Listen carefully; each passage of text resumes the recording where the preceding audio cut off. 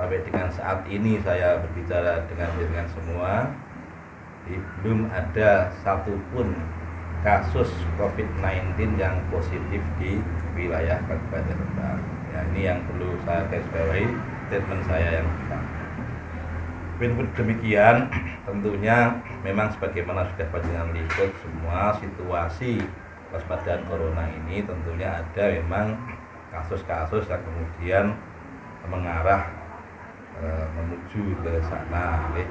Nah, saya ingin bercerita dulu, menyampaikan terkait dengan definisi pemahaman terkait apa itu ODP, orang dalam pemantauan, apa itu PDP, apa itu suspek, apa itu probable, apa itu confirm, dan seterusnya terkait istilah-istilah di dalam penanganan kasus corona COVID-19 ini.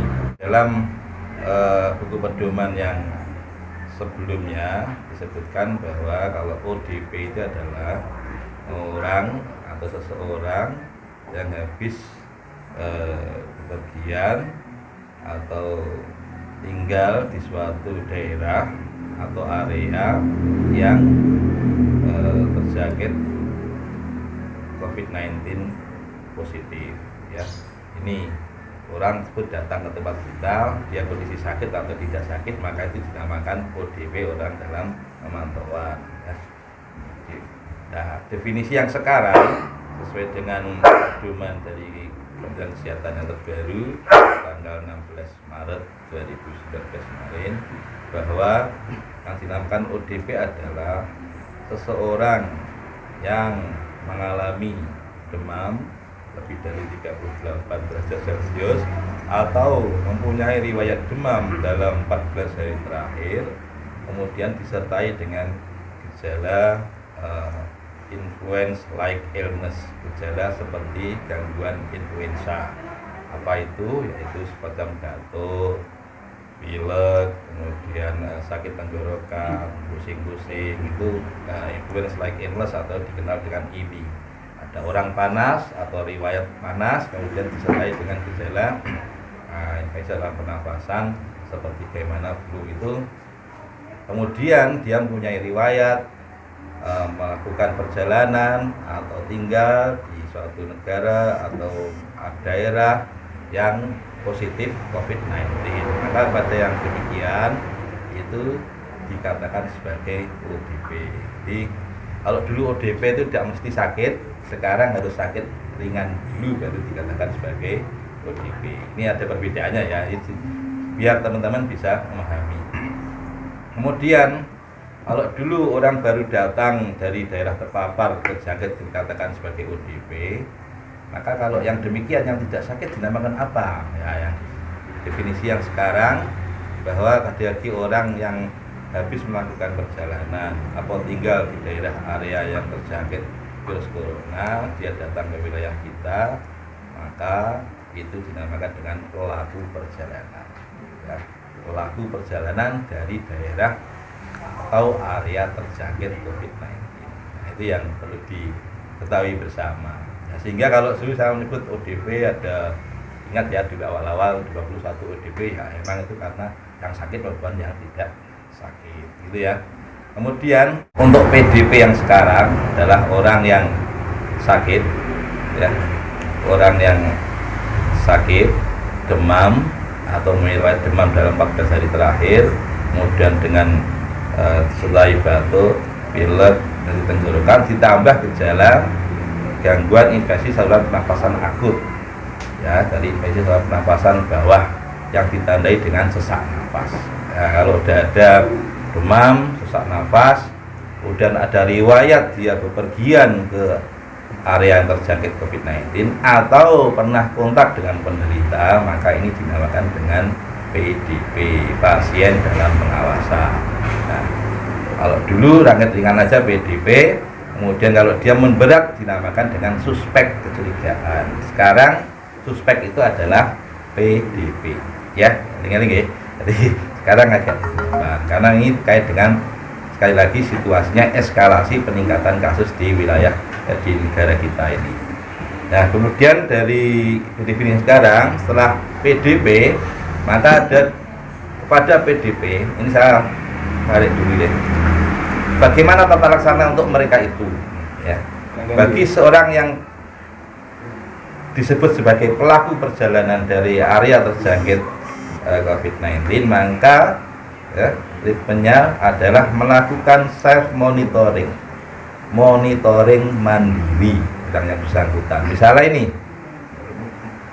datang dari Jakarta bekerja karena ini Jakarta di lockdown, libur, kemudian para pekerja kemudian akhirnya mudik pulang kampung, sekalipun lanjutannya tidak pulang kampung, tapi kemudian pulang kampung. Mereka tidak sakit, maka pelaku perjalanan, maka kepada mereka diharuskan melakukan monitoring mandiri di tempat kediamannya masing-masing, mawas diri, melakukan penilaian ke dirinya. Artinya ketika dalam keadaan sehat dia amalkan, tapi andaikan kemudian timbul sakit, dia harus segera melaporkan kepada tenaga kesehatan. Ini esensi dari self monitoring. Kemudian untuk ODP yang sakit ringan tadi, maka pelakuannya adalah dengan melakukan isolasi mandiri. Siapapun yang masuk kriteria IDP, maka wajib hukumnya melakukan isolasi mandiri di rumah masing-masing. Ya, karena sakitnya masih ringan, ya kita lakukan di rumah. Nah, tenaga kesehatan pada orang yang dengan isolasi mandiri ini harus melakukan pemeriksaan dan observasi pada yang bersangkutan pada ODP ini selama 14 hari ya di sana. Okay. Jadi setiap hari melakukan pemeriksaan dengan melakukan screening, tes suhunya, kemudian lihat gejala-gejalanya begitu, okay. Kemudian dilaporkan ke kami dengan sistem surveillance yang dibangun antara dinas kesehatan dan puskesmas. Ini jadi orang yang sudah ODP itu akan selalu di dalam pemantauan dari kami kesehatan dan puskesmas. Sedangkan PDP wajib hukumnya dirawat di rumah sakit, dirawat isolasi. Ya, sekali lagi ya, dirawat isolasi di rumah sakit. Hukumnya wajib. Jadi PDP itu mau dia kondisinya apapun, maka wajib hukumnya dan tidak boleh dirawat di puskesmas, tidak boleh, apalagi di rumah ya.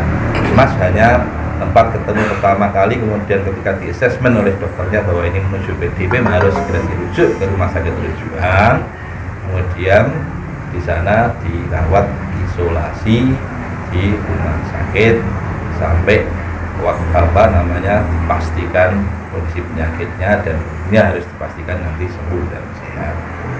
Pada PDP ini wajib hukumnya dilakukan pemeriksaan swab. Jadi pemeriksaan untuk memastikan adanya virus atau tidak. Isolat virus itu dipastikan ya dengan melakukan swab. Swab itu usapan, bisa diambil dari selaput lendir dari penderita ini ya. Selaput lendir mana? Selaput lendir dari tenggorokan, faring swab, orofaring atau nasofaring atau nasal swab. Ini intinya dari selaput lendir saluran nafasan tidak diambil untuk kemudian dilakukan identifikasi di laboratorium ya. Kemudian untuk dipastikan apakah ini menjadi negatif virusnya atau positif ya. Nah, negatif atau positif. Berarti kasus yang positif itu dinakan dengan confirm ya. Confirm ketika diperiksa di laboratorium merujukan dari COVID-19 ini, kemudian ternyata diidentifikasi ada virus coronanya, maka dinyatakan sebagai confirm COVID-19. Nah, itu yang saya sampaikan, sampai saat ini tidak atau belum ada satupun warga Rembang yang positif COVID-19. Ataupun outputnya adalah probable. Probable itu adalah orang yang PDP sudah diperiksa swabnya, hasilnya negatif, tetapi dokternya melihat bahwa kasusnya memang seolah-olah menuju ke corona ya, walaupun hasilnya negatif. Artinya itu diperiksa labnya negatif, tapi dokternya kok yakin bahwa ini menuju ke sana karena dicari penyebab yang lain tidak ketemu gitu ya. Sehingga dalam situasi seperti ini maka ini dapat probable, maka penanganannya pun harus diteruskan diisolasi sampai kemudian sembuh ya, kemudian terbebas dari sehingga virus ini. Inilah Bapak Ibu hal-hal yang perlu diketahui bersama di dalam rangka kita manajemen penanganan kasus COVID-19 ini. Nah, kemudian bagi mereka yang setelah PDP diperiksa kok negatif, maka kemudian dinyatakan sembuh. Nah, kalau sembuh ya sudah selesai, langsung sembuh ya, dan sudah penyakitnya sudah sembuh, maka berarti sudah dibolehkan pulang dokter dan statusnya sudah tidak usah monitoring lagi, tidak usah isolasi lagi. Termasuk orang yang berhubungan yang distempel sebagai ODP, ya. Di orang yang PDP kemudian yang berhubungan tadi kok distempel ODP, ya, itu kemudian statusnya menjadi gugur, ya. Nah, ada 5 kasus PDP yang ada di Rembang, ya, yang tersebar mulai dari wilayah Kecamatan Sedan, Pamotan, kemudian di wilayah Kecamatan Kota Rembang. Dari 5 kasus ini, 3 orang dirawat di rumah sakit di luar wilayah Rembang, yaitu di Kota Semarang, 2 orang di rumah sakit Wongsonegoro Semarang, 1 lagi di rumah sakit Tentara di Semarang juga. Sedangkan yang 2 PDP terakhir dilakukan perawatan isolasi di Rumah Sakit Dr. Suprasno Rembang, yang memang merupakan rumah sakit rujukan lini kedua sesuai dengan SK Gubernur. Nah, kalau rumah sakit rujukan lini pertama yang tadi saya sebutkan itu adalah SK Menteri Kesehatan, itu ya, itu perlu dipahami. Nah, di dalam rangka kesiapsiagaan juga nanti kita akan membuat lagi turunannya rumah sakit rujukan lini ketiga yang dengan SK Bupati, ini sedang kita siapkan, ya. Nah, dari 5 PDP itu, maka yang di Semarang dapat kami sampaikan bahwa 1 orang sudah dinyatakan sembuh dan sudah pulang dan malam tadi, ya, lihat dari rumah sakit Tentara. Sudah di sana deteksinya cepat. Tetapi yang 2 orang yang di rumah sakit Wongsonegoro ini dari hasil pantauan kami bahwa kondisinya memang semua sudah baik dan stabil, tetapi hasil pemeriksaan laboratoriumnya ini sampai sekarang ini belum keluar, memang pemeriksaannya harus sampai ke Jakarta, begitu ya.